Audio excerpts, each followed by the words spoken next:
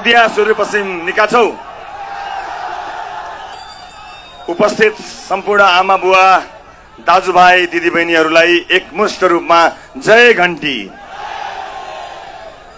आज मलाई धेरै चीज भन्न मनै छैन। किन भन्न मन छैन भने यहाँ उपस्थित सबैजनाको आँखामा, यहाँ उपस्थित सबैजनाको मनमा एउटा भावना निस्किएको छ।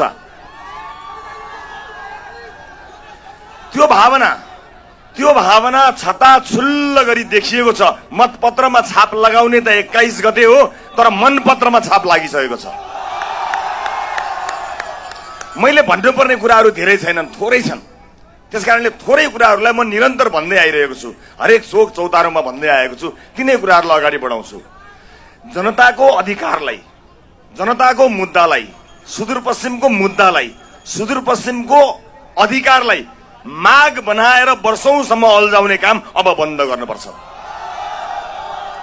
सटर त एउटा बन्द हुनुपर्छ। कि हाम्रो सटर बन्द गराइदिनुस् कि यिनको सटर बन्द गराउनुस्। सटर बन्द हुन्छ। कुशासनको सटर बन्द गर्ने हो, बेथितिको सटर बन्द गर्ने हो, बेरोजगारी, अशिक्षा सबै सटर बन्द गर्ने हो। एकै पटक 21 गते इतिहास लेख्ने हो, भोट हाल्ने होइन। यहाँ भूमिहीनका समस्याहरू आएका छन्। कयौं साथीहरूको समस्यालाई लिएर मानिसहरूले पार्टीको एजेन्डा बनाएर वर्षौंसम्म त्यो एजेन्डालाई पर्मानेन्ट बनाएर राखेका छन्। सधैँ त्यही एजेन्डा राख्ने, त्यसलाई भोट बैंक बनाउने। रासोपाले के गर्छ म तपाईलाई बताउँछु। रासोपाले के गर्छ? रासोपाले राजनीतिक विकृति र विसङ्गति मध्येको एक रहेको जनताको अधिकारलाई माग बनाएर हरेक चुनावमा घोषणापत्रमा बल्याङ्ग्रे अक्षरले लेख्ने युगलाई अन्त्य गर्छ। पाइँदैन। जनताको माग हो, त्यसलाई पूरा गर्ने हो। त्यसकारणले हामीले 5 वर्षको स्थायी सरकार यसपटक मागेका छौं।